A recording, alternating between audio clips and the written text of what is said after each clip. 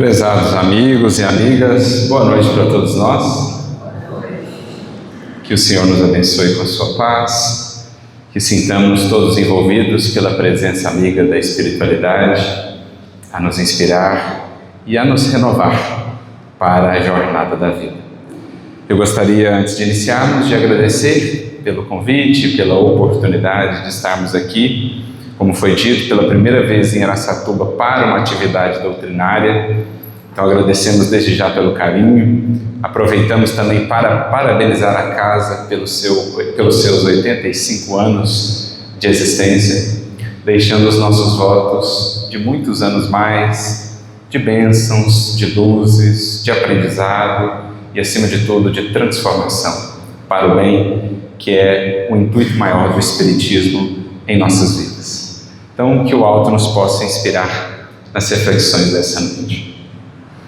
Allan Kardec, na Revista Espírita de novembro de 1861, traz-nos um artigo muito interessante, que ficaria registrado na história do Espiritismo. Já o título é marcante. Diz ele, ou coloca ele como título, Resquícios da Idade Média. E nesse artigo, Kardec vai comentar um fato que se deu no mês de outubro daquele ano. Estamos agora no mês de outubro, 9 dias atrás, hoje estamos no dia 18, no dia 9 de outubro de 1861, se deu um acontecimento que, como disse o próprio Kardec, haveria de entrar para os fastos do Espiritismo, para os anais da história espírita, do desenvolvimento do Espiritismo. Referimos-nos àquele que foi conhecido como sendo o Auto de Fé de Barcelona, quando cerca de 300 volumes de livros espíritas, de Allan Kardec sobretudo, foram queimados em praça pública naquela cidade, pelo então bispo da cidade de Barcelona, Dom Antônio Palau e Térbeles. Livros esses que haviam sido encomendados por alguém que esteve muito envolvido com a divulgação do Espiritismo naqueles tempos e que estava exilado na Espanha em decorrência de suas ideias e convicções, os seus embates com a igreja à época. Referimos-nos a Maurice Lachatre, ele que era um livreiro, um editor, que publicava muitas obras, que também traduzia, enfim, difundia muitas obras.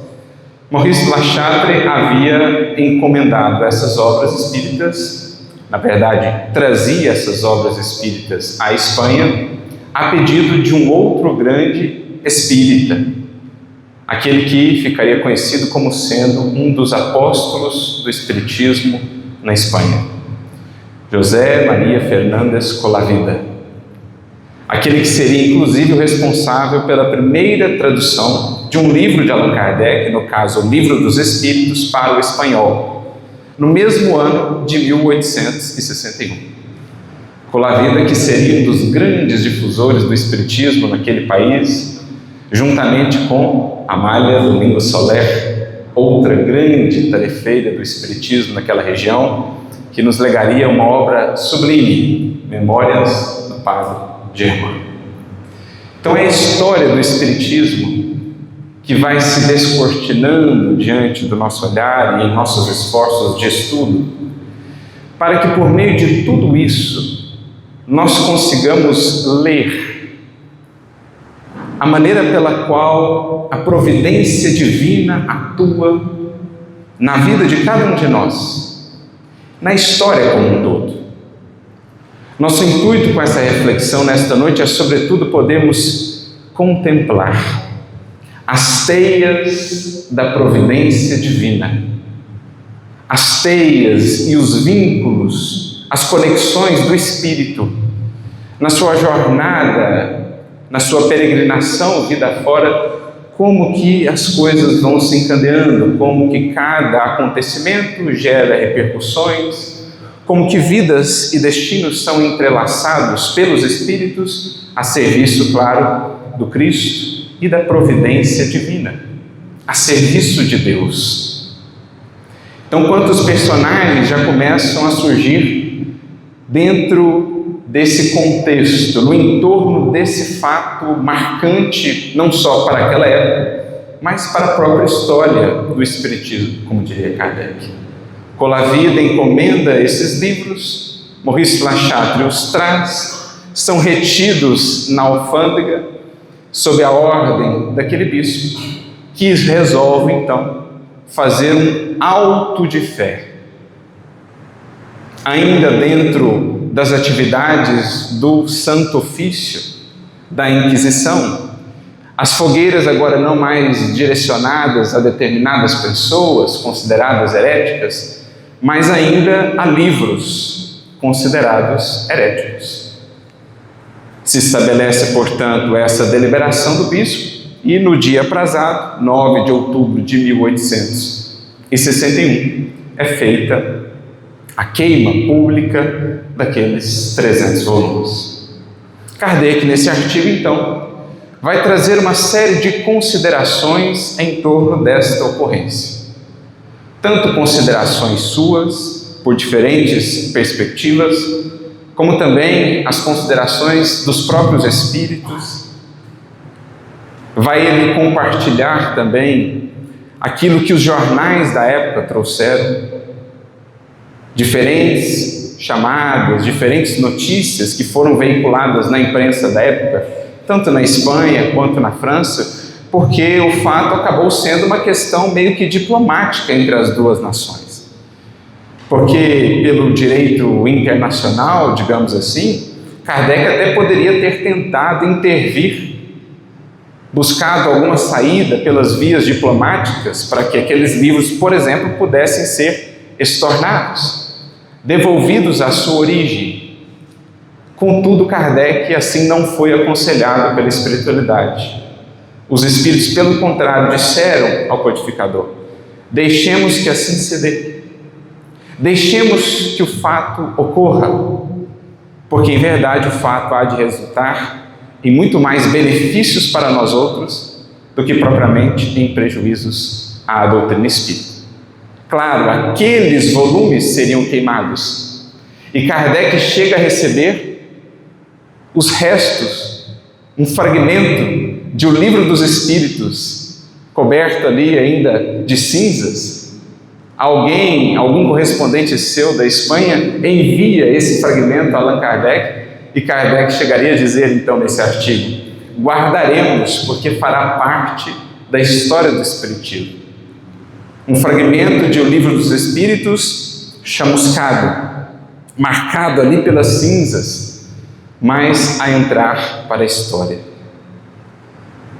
a superar os séculos nas ideias que pelo fogo não podem ser consumidas. Por isso, Kardec traz algumas considerações do ponto de vista mais diplomático, a questão do direito internacional, a relação entre as nações, mas logo ele se detém a analisar a ocorrência do ponto de vista moral, digamos, de uma perspectiva mais elevada, dizendo o seguinte, o que ele diria, aliás, outras vezes ao longo da sua obra: em geral, toda ideia perseguida apenas ganha com isso.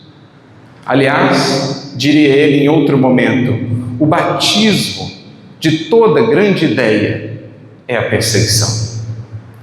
Assim a história nos tem ensinado. Todos os grandes renovadores, todas as grandes ideias que chegaram realmente para abalar determinadas estruturas, renovar as bases da sociedade, do pensamento humano, foram essas ideias e aqueles que eram os seus arautos perseguidos. O próprio Kardec, como sabemos, em encarnação anterior, também havia enfrentado as chamas. Só que daquela vez, ele mesmo havia sido queimado, na personalidade de Jan Hus, o grande precursor da reforma protestante, que viria mais tarde com Calvino, com Lutero e com outros personagens. Ele que, juntamente com Jerônimo de Praga, John Wycliffe, foram os responsáveis por iniciar um movimento de resgate do Evangelho, do próprio texto, da interpretação.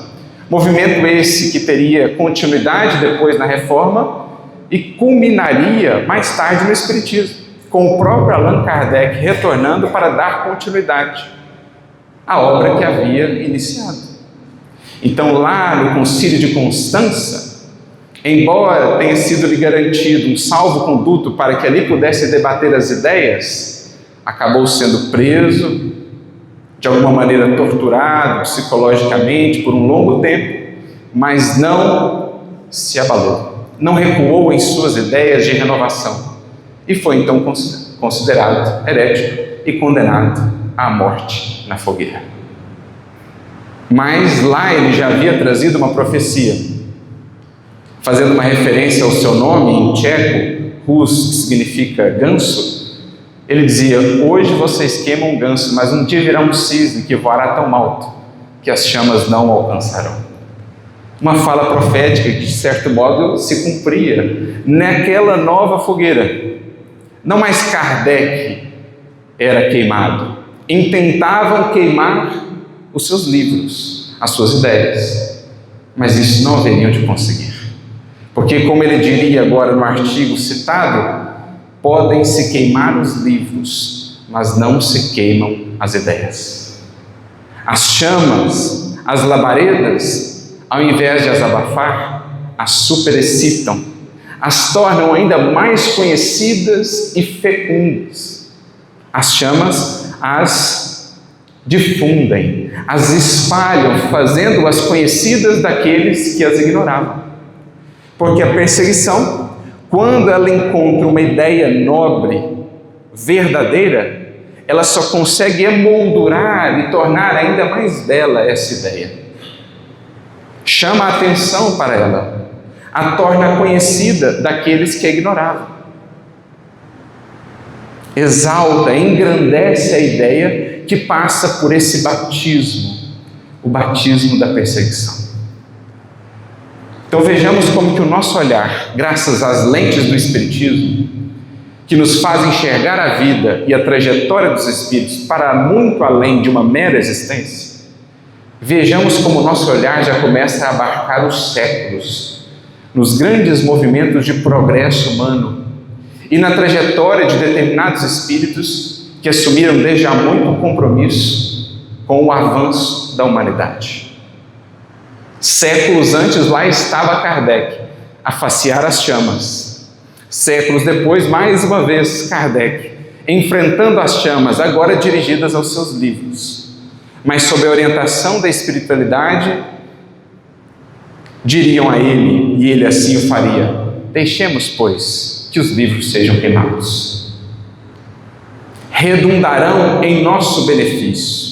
Queimam-se os livros, não se queimam as ideias, pelo contrário, elas se engrandecem ainda mais, e mais do que isso, diria também Kardec, as ideias estão no ar, e não há Pirineus altos o suficiente para as poder deter.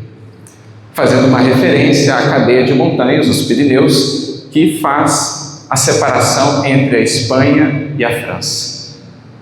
Kardec diz: as ideias, quando é chegado o tempo, elas estão no ar. A espiritualidade, em nome do Cristo, difunde essas ideias, as espalha, as semeia em todas as partes, encontrando mentes já mais sintonizadas com esses movimentos de renovação.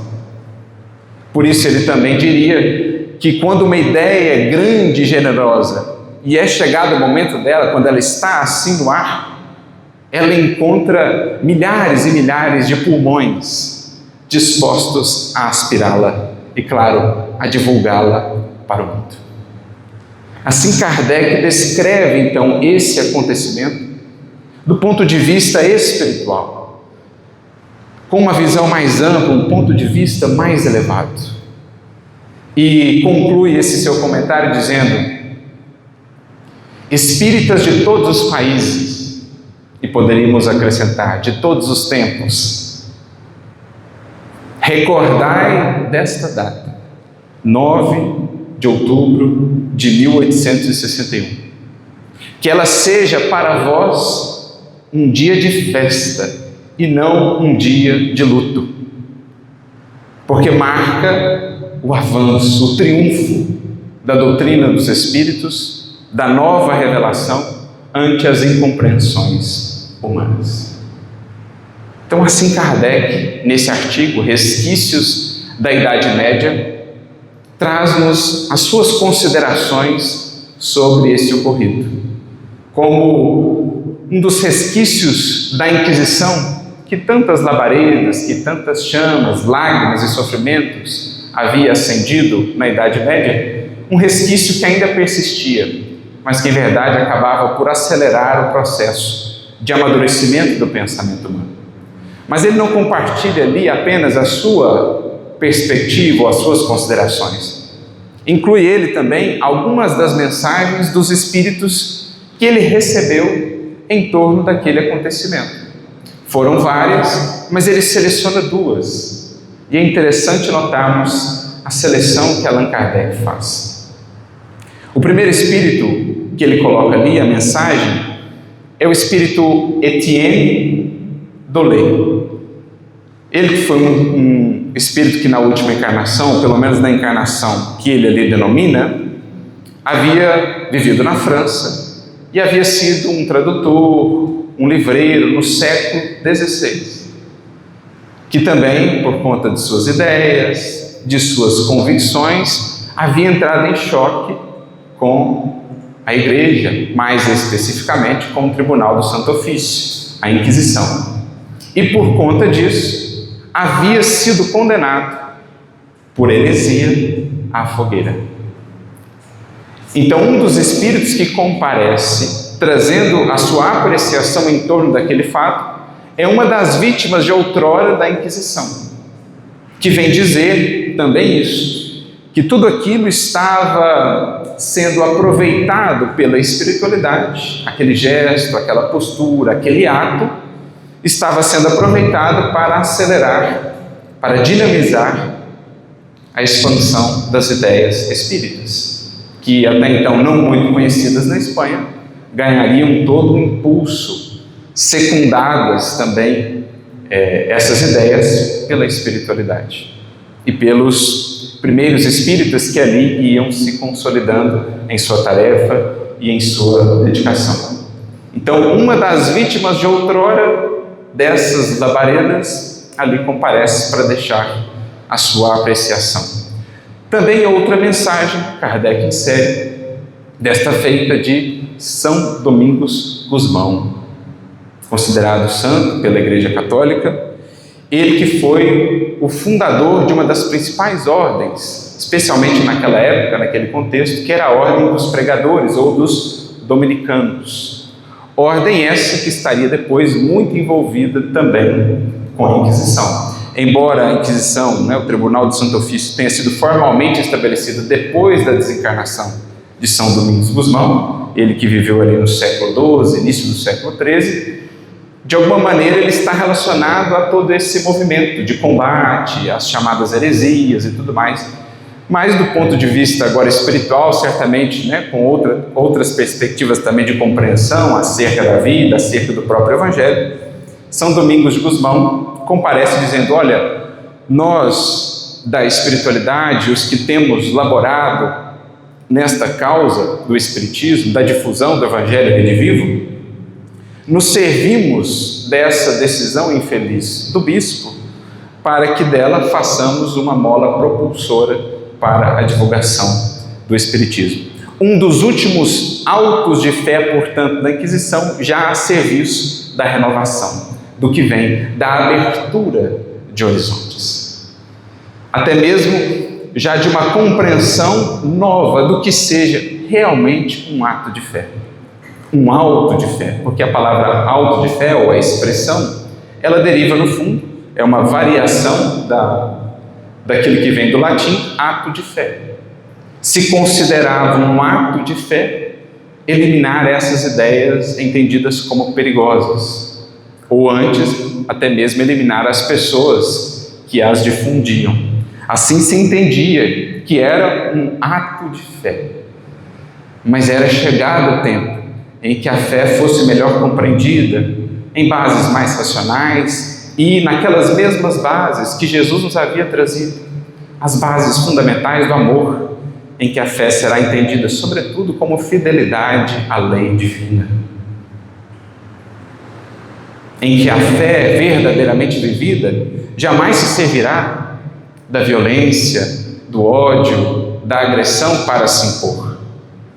É a fé por meio da persuasão, é a fé por meio da brandura, do amor, é a fé aliada da razão. Eram esses os tempos que eram chegados. Então os autos de fé também precisariam ser renovados. Ainda existiam aqueles resquícios, mas a partir deles mesmos, daquele ato, a espiritualidade já preparava uma nova compreensão de fé para todos nós. Esse é o relato de Kardec no ano de 1861, na Revista Espírita de novembro de 1861.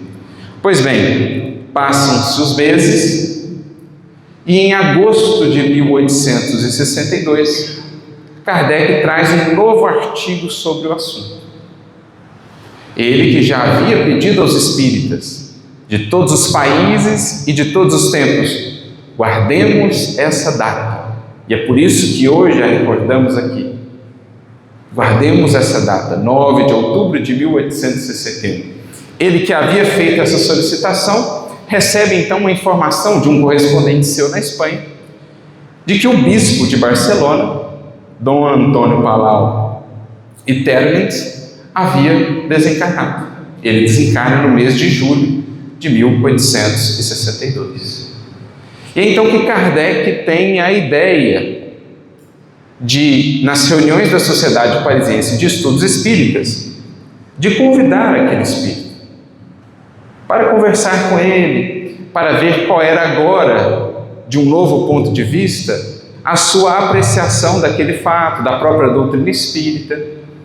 Então Kardec estabelece esse propósito, mas antes mesmo que ele pudesse evocar o espírito formalmente, o espírito se manifesta espontaneamente na Sociedade Parisiense de Estudos Espíritas. E no mês então de agosto de 1862, num artigo da Revista Espírita, Kardec nos traz algo da comunicação desse espírito que ali compareceu. Vejamos que ele desencarna em julho e já em agosto traz uma primeira comunicação amparado pela espiritualidade. No caso, por aquele que era o coordenador dos trabalhos lá na Sociedade Parisiense de Estudos Espíritas, que era o espírito de São Luís. Ele diz assim, no trecho que Kardec compartilha conosco, que vale a pena ler: auxiliado por vosso chefe espiritual, pude vir ensinar-vos com o meu exemplo e vos dizer: não repilais nenhuma das ideias anunciadas, porque um dia que durará e pesará como um século, essas ideias amontoadas clamarão como a voz do anjo: Caim, que fizeste de teu irmão? Ele relembra, portanto, aquela passagem tão simbólica e representativa do livro de Gênesis, envolvendo Caim e Abel. Lá Caim elimina o seu irmão Abel. Aqui ele não havia eliminado ninguém em pessoa, contudo intentou eliminar as ideias. E já sentia no mundo espiritual as repercussões negativas disso na sua consciência, denotando que era até certo ponto um espírito já mais maduro, embora os preconceitos que ainda trazia, frutos da sua visão doutrinária, daquilo que considerava, ele desencarna e muito rapidamente já tem uma nova perspectiva sobre a questão. Nem todos os espíritos estarão nessa condição, como nós sabemos.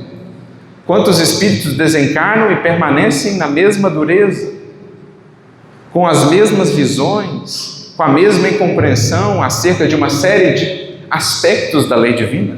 demandando por vezes muitos anos, ou até mesmo séculos, para começarem a se abrir a novas perspectivas. Ele, no entanto, não.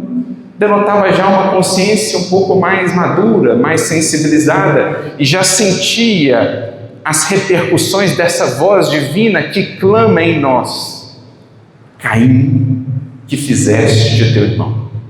Porque aquela passagem do Gênesis não é senão uma expressão do que se dá na consciência de cada um de nós. Quando vemos lá Deus no jardim a conversar com Adão e Eva, com Caim e Abel, tudo aquilo é uma representação dessa presença divina em nós. O jardim é a consciência humana. Adão, em fazendo aquilo que não devia, quando sente a presença divina ao chamar, intenta fazer o quê? Fugir, esconder-se. É o que todo espírito culpado intenta: fugir à voz consciencial. Então ele já ouvia essa pergunta e, por meio do seu exemplo, por meio da sua queda, se fazia um instrumento de instrução para nós, o que já denota também humildade. Um espírito que volta reconhecendo o erro, compartilhando as repercussões negativas de suas posturas, para que outros não incorram no mesmo caminho. Denota já algo de humildade. Faz-nos recordar, ele aqui com a sua fala, não repilais nenhuma das ideias anunciadas. Faz-nos recordar a fala de Gamaliel, o grande professor de Saulo de Tarso, que quando surgia ali o cristianismo, quando aquelas ideias começavam a ser difundidas nos subúrbios de Jerusalém, gerando já intrigas, gerando já repercussões do Sinédrio, muitas delas negativas, muitos dos membros já intentando um movimento de perseguição, Gamaliel pontuou: olha, analisemos bem a nossa postura, não queiramos nós ser encontrados combatendo contra Deus e a sua vontade. Deixemos esses homens fazer o seu trabalho, fazendo uma referência àqueles discípulos do caminho. Deixemos eles fazer o seu trabalho, porque se não for de Deus essa ideia, morrerá por si. Agora, se for de Deus e nós estivermos combatendo contra elas, qual não será a nossa situação? Portanto, deixemos as ideias, deixemos eles trabalhar. Se não for de Deus, perecerá por si, porque nenhuma planta que Deus não plantou, já dizia o mestre dos mestres, permanecerá de pé. Toda planta que Deus não plantou será arrancada. Então Gamaliel já trazia esse conselho àqueles tempos, denotando a maturidade. Ele que dos fariseus foi o que se mostrou mais receptivo, se colocou com mais humildade perante o Evangelho, intercedendo inclusive junto ao seu pupilo Saulo, que adotou uma postura mais resistente, mais endurecida, se tornando inclusive o primeiro perseguidor do cristianismo. Ele interveio, solicitando muitas vezes clemência por Pedro, por João, até por Estevão, mas Estevão, Saulo não permitiu. Uma postura que deve, em verdade, ser a postura de todos nós. Perante todo movimento, toda ideia nova, humildade sempre. Nada de preconceitos, de cristalizações. Analisemos, porque é isso que hoje nos ensina a doutrina espírita. Imaginemos só se Kardec adotasse uma postura inflexível, absolutamente rígida diante daquelas novas ideias, daqueles novos movimentos que começavam a surgir, aqueles fenômenos diferentes. A princípio ele resistiu, porque era um homem muito sério, muito grave, e achava estranha aquela ideia de ficar observando mesas girantes, especialmente quando a divulgação inicial veio de um amigo que ele sabia ser assim meio entusiasmado, mas depois que um outro amigo mais sério lhe falou daquilo, Kardec se propôs a ir e a estudar, a analisar.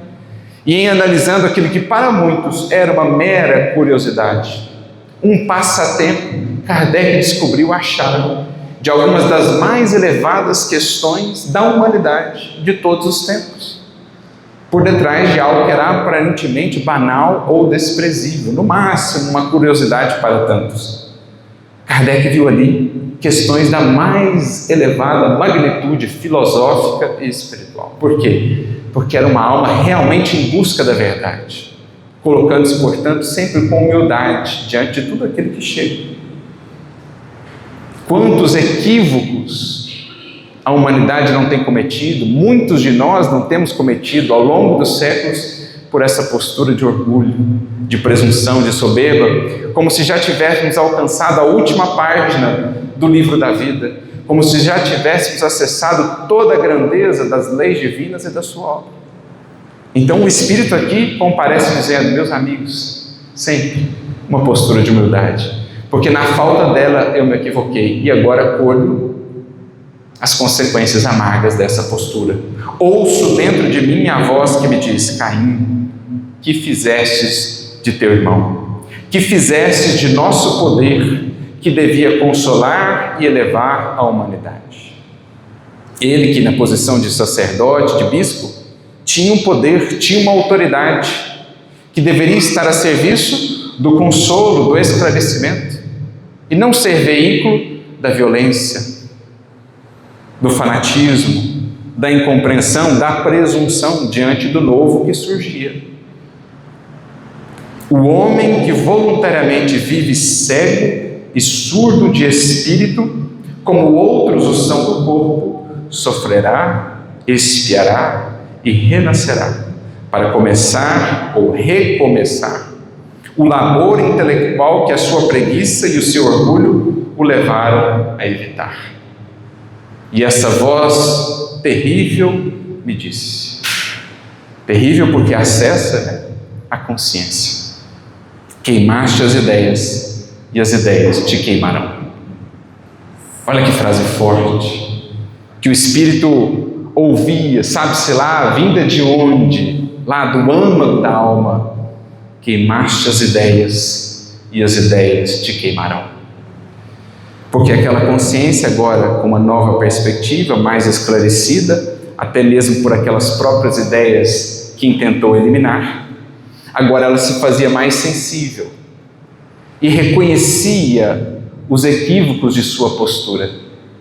Sentia então dentro de si as labaredas do remorso. Não é outra imagem de que Jesus se serve no Evangelho quando fala lá do fogo eterno. A imagem do fogo não é senão a imagem desse fogo, dessas labaredas invisíveis, que queimam enquanto há o que consumir.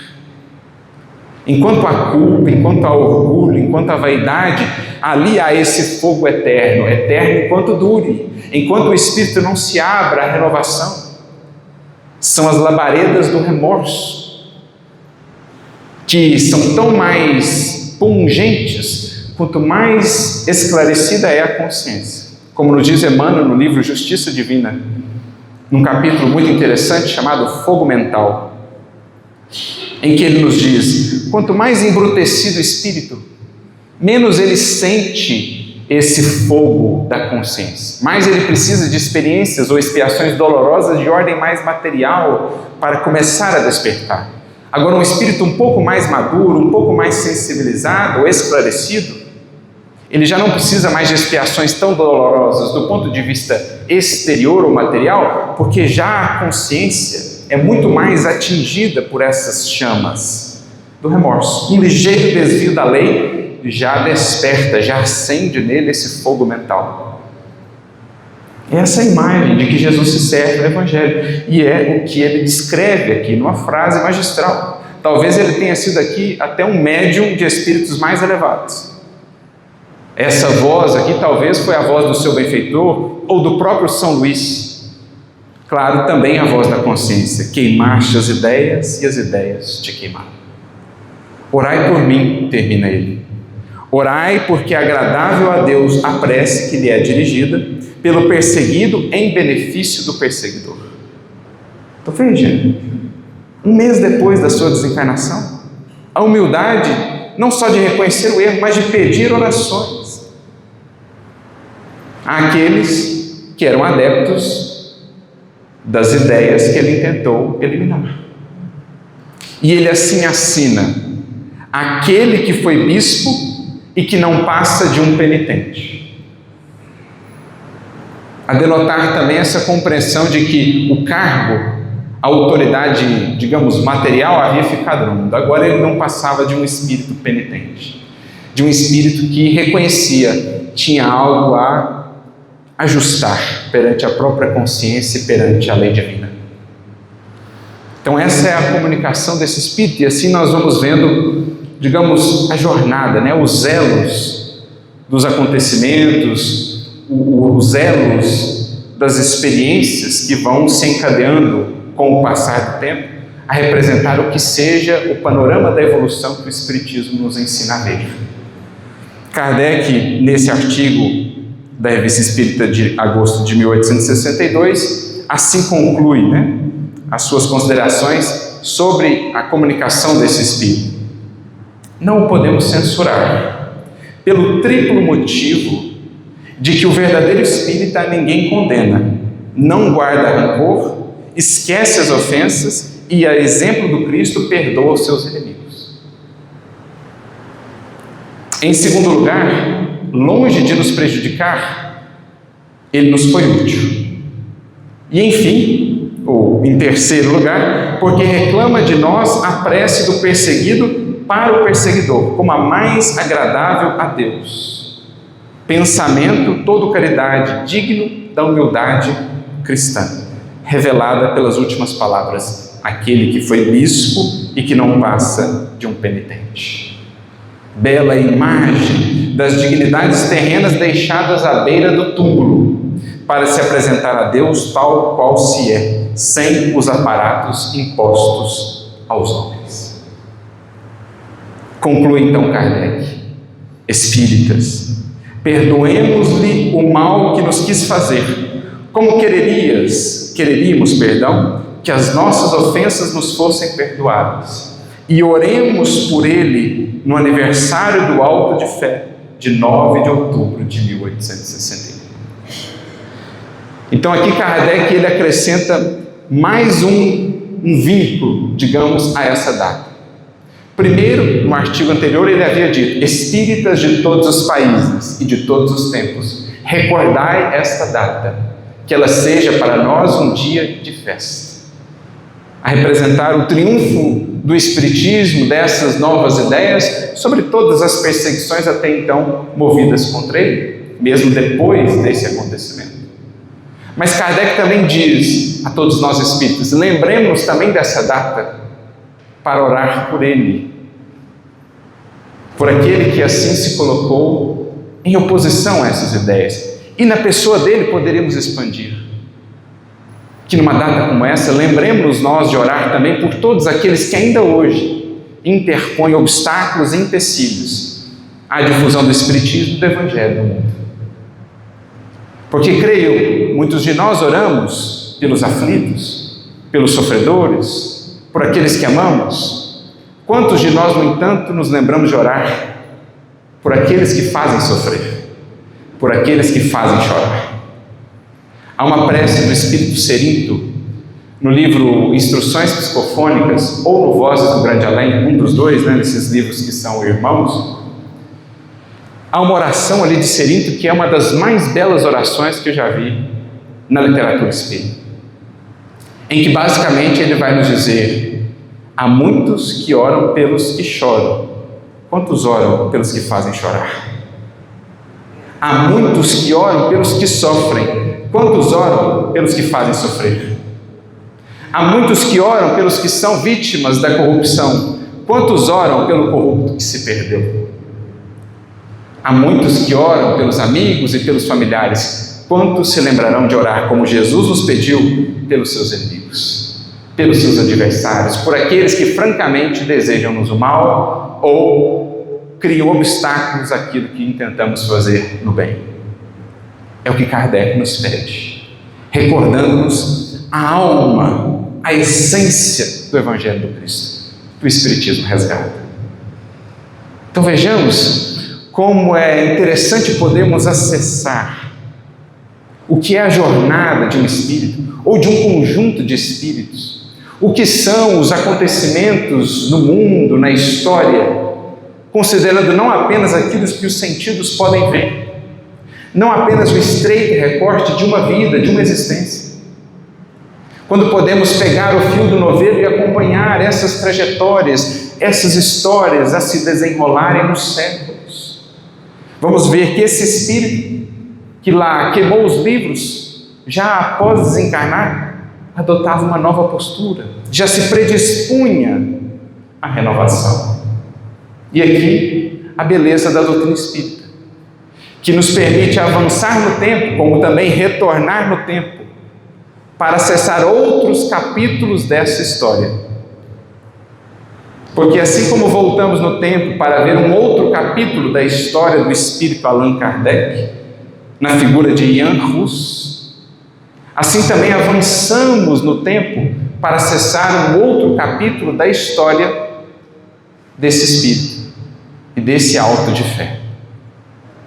Para tanto, vamos recorrer a essa biografia de Ivone do Amaral Pereira, Ivone, a médium iluminada, de autoria do Gerson Sestini, que foi um companheiro espírita muito próximo de Ivone, amigo seu, conviveu com ela por um bom tempo e legou-nos então essa que é uma de suas biografias mais conhecidas a respeito dessa grande médium, assim definida por Chico Xavier como sendo a heroína silenciosa, tal as lutas grandiosas dessa mulher e a fidelidade com que ela se conduziu na seara do espiritismo e da mediunidade com Jesus. Pois bem, nesse livro, no capítulo de número 6, nós temos um relato interessante. O título do capítulo é O Padre Espírita. E Gerson Sestini vai contar o caso de um padre, Sebastião Bernardes, carmelita, com o qual ele teve a oportunidade de conversar mais de uma vez, porque era esse padre um grande amigo de Ivone do Amaral Pereira. Trocaram eles cartas, correspondências, por muitos anos. E aqui ele descreve um pouco da história desse sacerdote. Ele que chegou até Ivone por um caminho, digamos, singular.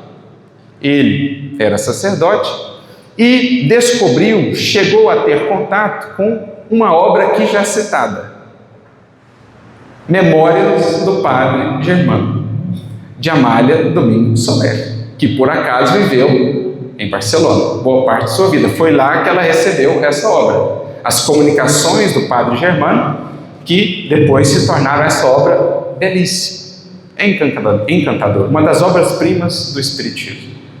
Então, a partir dessa obra, ele se interessou não só pela história do Padre Germano, mas pelo próprio Espiritismo.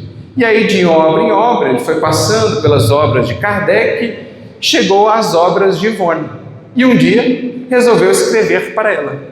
E ali se estabeleceu uma amizade. Não chegaram a se encontrar fisicamente, mas por muitos anos se corresponderam. E ele então vivia nessa dualidade.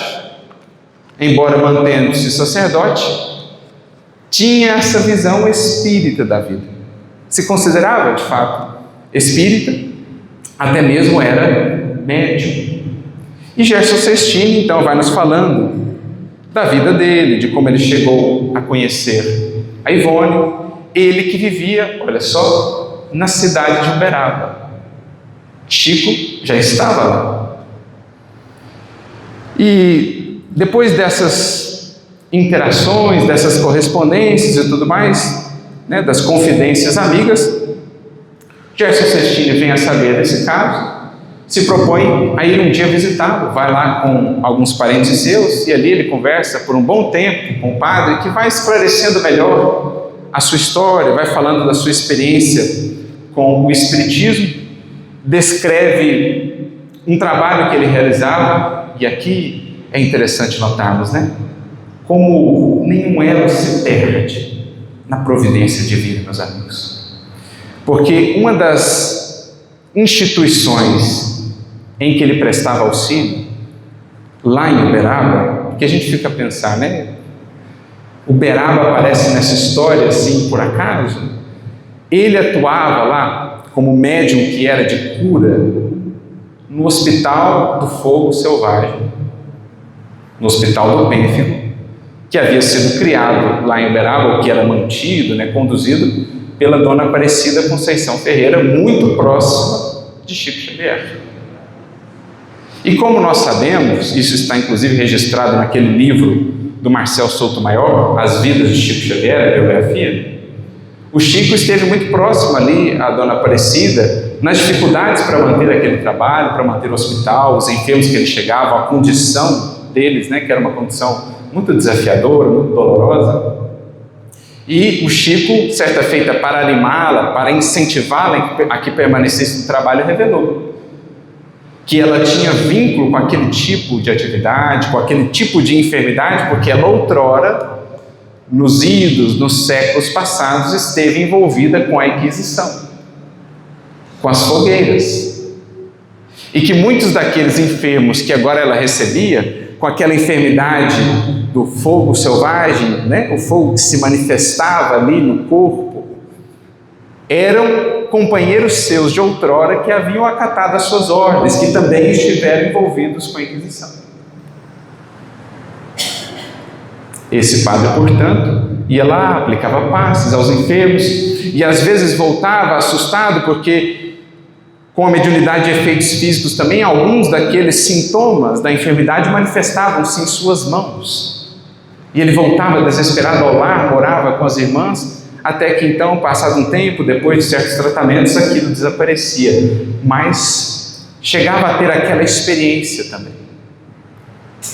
E ele, então, nesse diálogo com o Gerson Sestini, diz que entre ele e Ivone existia um segredo, que só quando ele partisse poderia ser, então, revelado.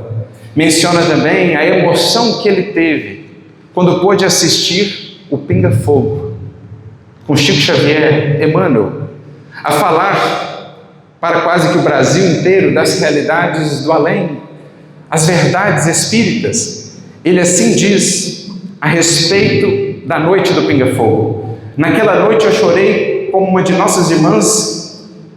Naquela noite ele fala que chorou muito e tal, pus tudo que tinha de mal resolvido dentro de mim para fora. Depois de algum tempo, voltando à seriedade, vimos que 2 lágrimas brilhavam nos seus olhos. Ele contando para o Gerson Sestini. Emmanuel, prossegue o sacerdote, da cidade que fundara como Manuel da Nóbrega, falava-nos vencendo as dimensões do tempo e do espaço. Oh, maravilha! E eu não parava de chorar, meus amigos, sentia-me ingressar numa nova fase para o meu espírito. Era como se uma mancha de meu passado culposo estivesse se apagando.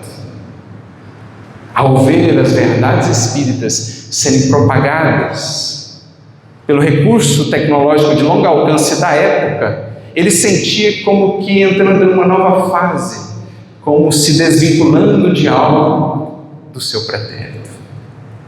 Então assim, ele segue nessa conversação, haveriam de se encontrar ainda mais outras 2 vezes.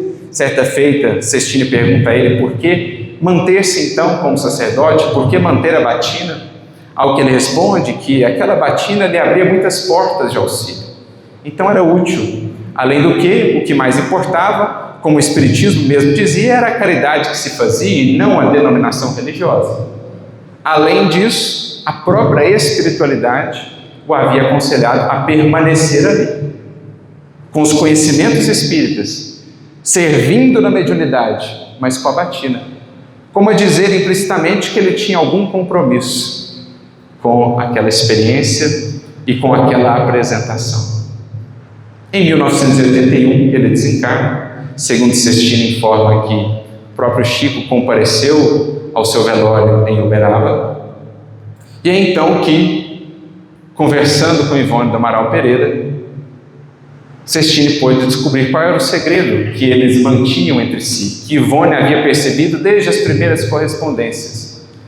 Diz Ivone, numa conversação, que era ele então a reencarnação do bispo de Barcelona, Dom Antônio Palau e Termes, que reencarnava no Brasil, dentro da batina que outrora ele maculou com a sua atitude, para ali, também na cidade de Uberaba, num contexto de desenvolvimento do Espiritismo, atuando como médium junto ao Hospital do Fogo Selvagem, cujas personagens estavam, em sua maioria, vinculadas à Inquisição do Pretérito, para ali poder redimir-se perante a si mesmo, no serviço, no trabalho silencioso, no recolhimento, e tendo a alegria de ver as ideias que outrora ele tentou queimar se difundindo pelo Brasil inteiro, pelas páginas de Chico Xavier, pela TV Tupi, nas palavras de Emmanuel por meio de Chico Xavier, pelas obras da sua amiga Ivone do Amaral Pereira. Ali estava,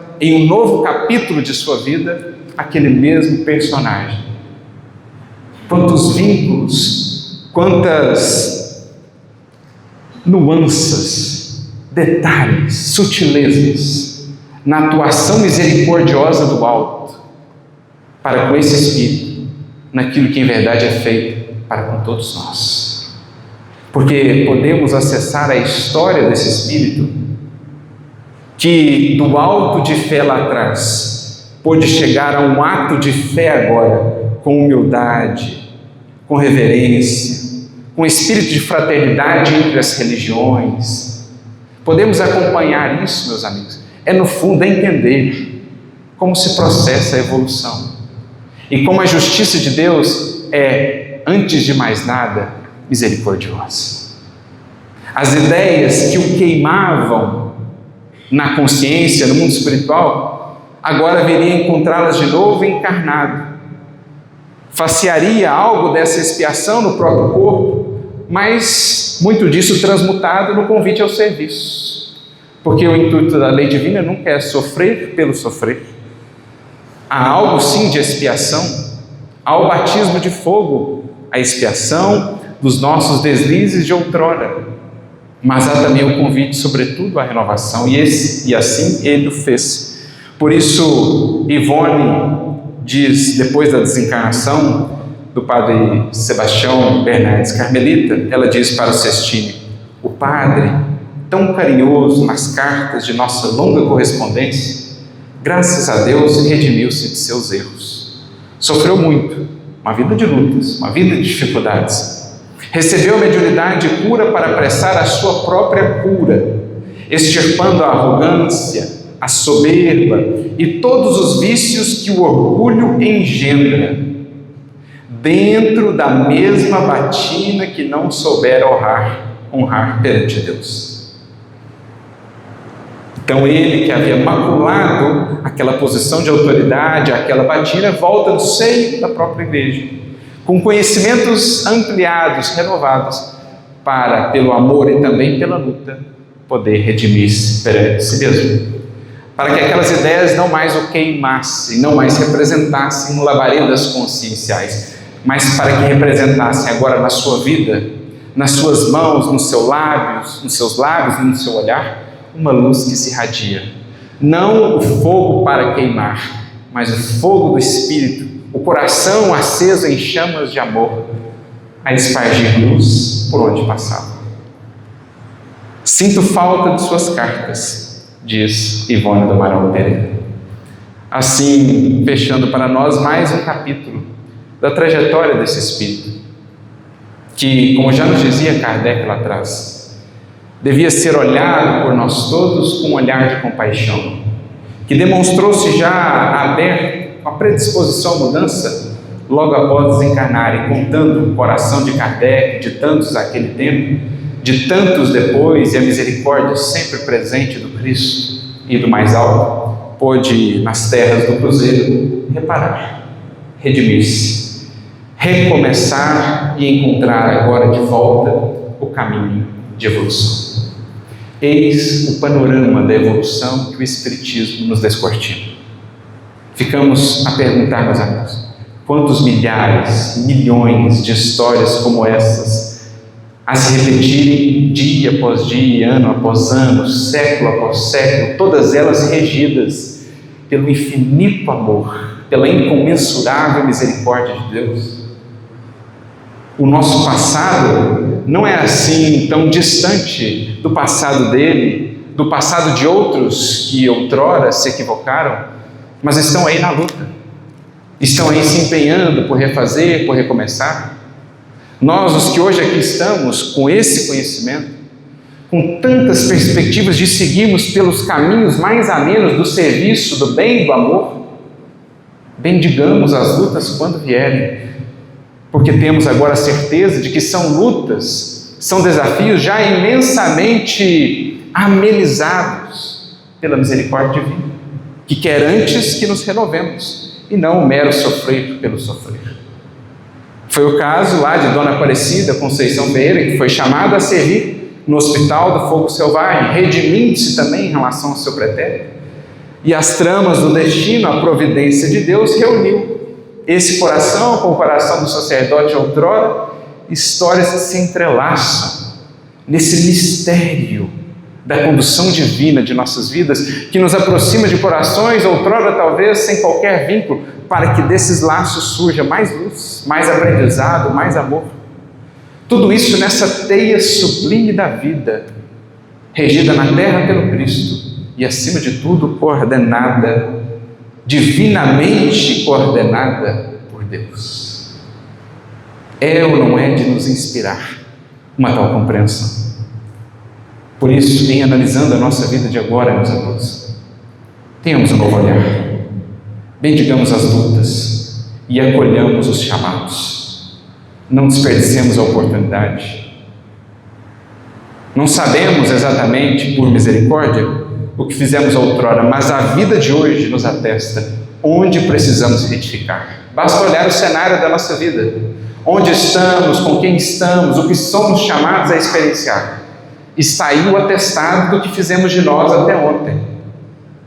Está aí, muitas das vezes, diante de nós, as pedras de tropeço em que outrora tropeçamos, para que agora, mais conscientes, mais inspirados, com um olhar renovado, possamos superar obstáculo a obstáculo, acolhendo a colheita, fruto da sementeira de outrora, seja ela como for, com resignação e com humildade, acolhemos o que vier, mas também preparando com muita dedicação, com muito carinho, com muita esperança e com muito amor, a sementeira de agora para o amanhã, que certamente será farto de frutos doces e abençoados, de renovação, se soubermos aplicar o quanto temos recebido da misericórdia divina.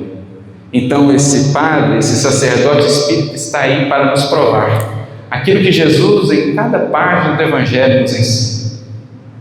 Para os filhos de Deus, mais tarde, nos diria o Espiritismo, jamais se fecham as portas do arrependimento e do recomeço. Esqueçamos penas eternas, fogos eternos. O fogo em nós será eterno enquanto dure o que o alimenta. Nosso orgulho, nossa vaidade, nossa rebeldia, nossa presunção. Mas em vencendo, em superando cada uma dessas paixões, com humildade, com serviço e com amor, estaremos nos encaminhando na jornada de redenção para encontrarmos sempre mais belos e mais elevados horizontes que a todos nos aguardam, porque essa verdadeiramente é a nossa destinação. Nenhuma das ovelhas se perderá, e todo aquele que tropeçou terá a mão estendida para recomeçar. É o que o Cristo nos ensina, é o que o Espiritismo nos demonstra, que saibamos cada um aproveitar todos esses recursos em nossas vidas investidos. A todos nós, muita luz e muita paz, que seja a nossa vida um ato de fé, como o Padre, como o sacerdote pôde enfim aprender, um ato de fidelidade, de compromisso com Cristo e com Deus em tudo aquilo que fizemos. Que Jesus nos abençoe sempre.